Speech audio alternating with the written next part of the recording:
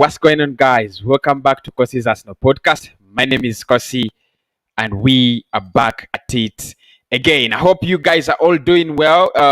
This is a live edition. We are going to be discussing some of the transfer news around Arsenal. That's why the picture of Max Aarons has been on top of my screen. So make sure you're always tuned in for these live shows. Hit the like button, hit the subscribe button. I hope my audio is clear as well. Can be discussing some of the issues trending around Arsenal, especially the transfer news. Before we go into our match day live, I want to appreciate all those people who have been giving me the comments before I came live. George Ahmed says, Kosi, what fans need is Kroenke out, no matter what he brings to lower the fans. We're going to talk about that as well. Akzo Abu Zaid said Bissouma to Arsenal. I will talk about that as well because we have an update still. And then Humle says, I'm waiting. I'm here, bro. I'm here. And we are set to go. Of course, we're going to talk about the takeover. What is the latest about the takeover? We're going to talk about some of the latest Arsenal news, especially in terms of transfers, because that's what we are. What I want to focus on this show. Then probably at 8 p.m. I'll come back and we go through the game, the preview, the warm-up, the build-up, react to the starting lineup and everything in regards to that. So let's get the party started. And I want to start with that Daniel Ek yesterday. Of course, I did a story about it and we talked much about it, but I didn't have time to react to his interview very well because I had a lot of shows programmed and lined up. Yesterday, Daniel X said, yes, we have the money. He confirmed that he has the funds. He confirmed that he's going to be taking on Arsenal in a bid that will actually try to lure Stan Kroenke into selling. And for me, that was the peak of the day. The Arsenal takeover is happening. Kroenke will sell. For me, I still have that. Mindset. I don't know whether there's so many people who share the same mindset with me. I still believe Kroenke will sell. I still believe there is going to, there is something that's going to happen at some point in time if this takeover can stand the test of time. Because for me, that is it. If we can stand the test of time, the takeover will happen. But if Arsenal fails, if the fans, if Daniel Ek fail to stand the test of time, then I don't think the takeover will actually happen. But I think it's something that we are going to look at in a sense of Ek, Dangote, and Kroenke, because there've been a couple of rumors that probably there could be someone behind Daniel Ek. There could be it could be kind of a partnership. Maybe he might not actually be able to take on the club alone, but for him, he says the funds are ready and we are waiting for that bid. So as far as I know, that is the biggest update in regards to the takeover. We don't have anything new as for now. It is Daniel Ek confirming that yes, we want to take on Arsenal and we have the money. We are going to do a bid to the Kroenkes, and says, I hope they hear me out. That's what he said.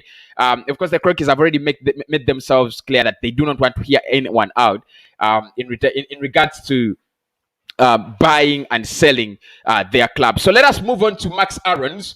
According to Just Arsenal, this is what they have written today. And they said that Arsenal confident of replacing Bellerin with championship star. Arsenal remains confident of signing Max Aarons from Norwich City when the transfer window reopens. The Englishman has been there on their radar for years now, and the Gunners believe it's time for them to finally get their man. 90 Minutes is reporting that they prepared to sell Hector Bellerin and bring in a fresh face as a right back. Bellerin has spent the last decade at the club after they poached him from Barcelona's 16. After we poached him from Barcelona as a 16-year-old. He has remained a key member of their team, but injuries have troubled him in the last few years, and they seem to have affected his performances. Callum Chambers has been chosen ahead of him in recent games, and it appears that Mikel is now planning for life without Hector Bellerin. The report says the Gunners will want to sell him after rebuffing efforts from PSG and Barcelona for his signature in the past. Their number one target as replacement for him is Max Aarons, and they are confident that they will sign him. They will sign him even though other top English clubs are interested in his signature. Aarons has just has just helped the Canaries secure promotion back to the Premier League after their relegation last season, and the report says he is valued at £30 million. First story in Max Aarons. The question there is, how many of you would take Max Aarons on Arsenal? Very big question. How many of you would take Max Aarons at Arsenal? That's the big question. I want to hear from you as well. Emal, thanks for the updates. Thanks for appreciating as well. Let him keep on pushing Kroenke on the wall with the money he will sell. Thank you so much, Mohammed, as well. Kosi, I've been talking to my friend in London, and he told me they are preparing for another strike on Thursday. That's going to be very interesting. Very, very interesting. I think the more strikes and the more we stop buying the merchandise. The problem is, I don't know how I'm going to stop buying an Arsenal shirt, but we should. Stop buying the Arsenal shirts. We should stop supporting Adidas. We should stop supporting Fly Emirates. Let us try to desist, at least for some time. If you can't buy a ticket, stop buying the tickets. Stop buying the merchandise. Finally, it will happen. The strikes will be something that adds more pressure, and I think that's the reason as to why Daniel Ek has done this deal in the limelight. He has done it in public rather than in private. But I was asking you about Max Aarons, and I want to give my thoughts on this guy, Max Aarons, a very fantastic player. Very, very fantastic player. I think if there is a player Arsenal need to sign, it's Max Aarons. This guy is just OTT. I don't know whether that describes him as a player, but of all the 3 or 4 options we have, in the right back option, I think he's the perfect one. He's the perfect player because we are looking at Pate, we are looking at Lamptey, we are looking at Max Aarons and Achraf Hakimi. With Hakimi, defensive wise, of course, he's a liability. We know that he's not played in England, so we don't know whether he can adapt to the game in England. That wouldn't be a problem though. But the pricing is also a little bit over the top. So for Hakimi, £43 million for a right back. I don't see Arsenal do such a deal. However much we love the player, and Fabrizio says we are interested in buying him. I don't see Arsenal going for all that much for just a right back. For Tariq Lamptey, I think he would be the perfect player for Arsenal to sign. He would be a little bit cheaper. He's been in the Premier League. He's young, but if you consider elements of experience and talent-wise, I think Max Aarons is more of a modern right back as compared to Lamptey. Lamptey is more of a traditional right back, the Aaron Van Bissaka kind of type. Max Aarons is the Alphonso Davies kind of fullback. Runs very fast, tracks back very fast, very confident, very good at going forward, and that's why I would take Max Aarons. But the question there is, £30 million again, is Arsenal willing to pay that much? Because I don't think it's gonna be cheaper than that. First and foremost, the Canaries are back in the Premier League. That's the first thing you've got to think about. They're back in the Premier League. So the question is, if the Canaries are back in the Premier League, do they want to sell their best players? No. I don't think they want to sell their best players. What they will want to do is practically keep hold of their best talent to compete in the league. And if also you look at the competition around Max Aarons, it's a little bit tighter. As compared to other players, because if you look at Max Aarons, and then Bayern is interested, Barcelona is interested, a couple of other clubs like United and City are also interested as well. So it's not going to be the easiest of deals, but it's a deal Arsenal can do. £25 million, £30 million, that's a deal we should be able to do, whether we have a takeover or we don't want to have. Of course, in the last video I said if Arsenal have their their takeover successful, we should get in Max Aarons. But even if we don't have a successful takeover, the truth is we should go and sign Max Aarons. So tell me what you think about Max Aarons, and in trying to compare him to Achraf Hakimi, because I think that that's where the battle would be, and I'll do a comparison video of the two.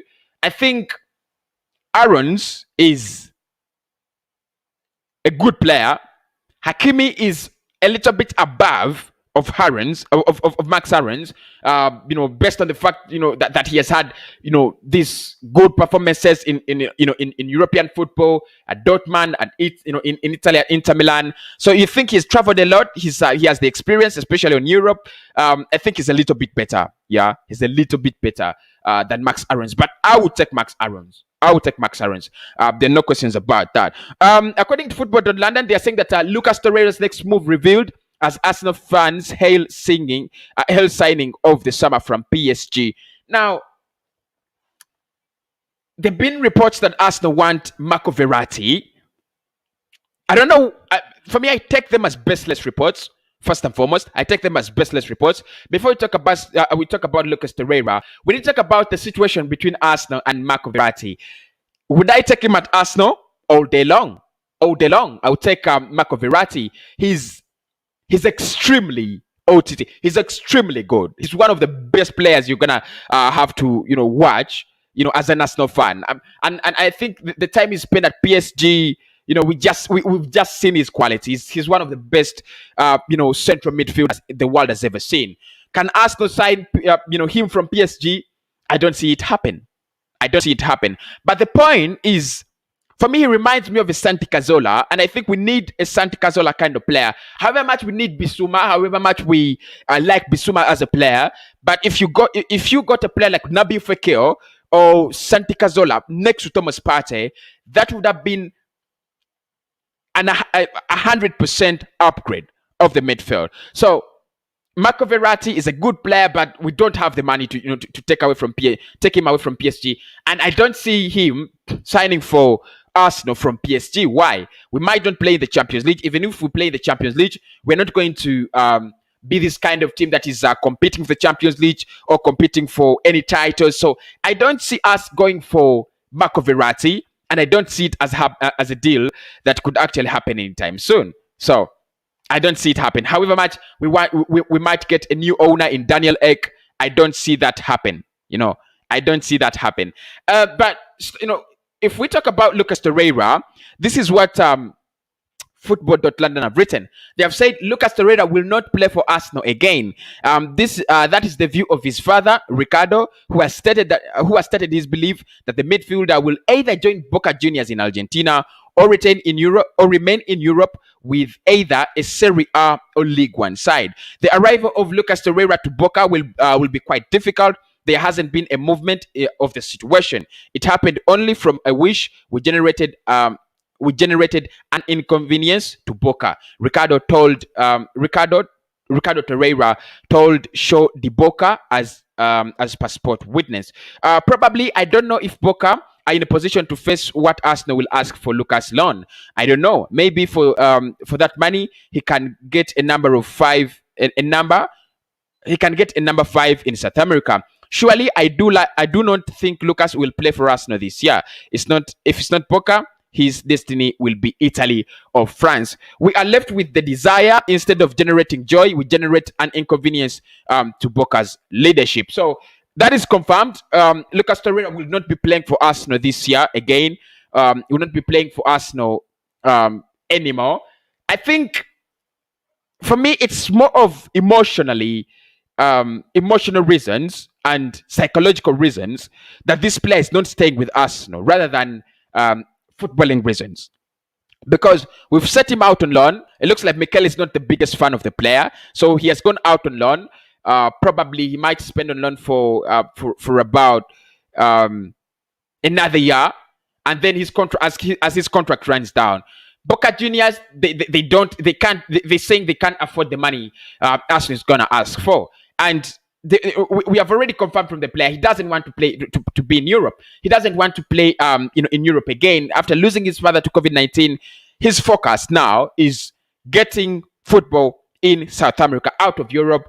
I would let him go. I don't know. I don't know if we can sit on the table and cancel his contract. Of course, that would be a little bit of a loss. But if we have done it before, if Torreira is willing to take the loss, come to Arsenal, cancel his contract, and Arsenal is not going to fall into losses. then I would definitely, let him go. I think he's going through a lot as a young player. He's just 24 years of age.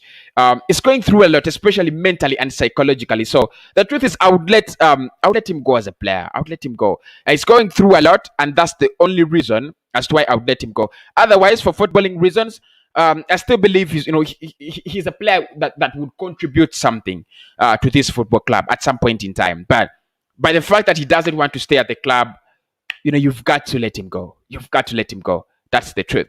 There have also been rumors that Arsenal are in negotiations with Borussia Dortmund's player, Julian Brandt, today. I've seen those stories on Twitter and a couple of other social media sites. But well, for me, what it confirms, it looks like Odegaard is not going to stay, and we've said that before.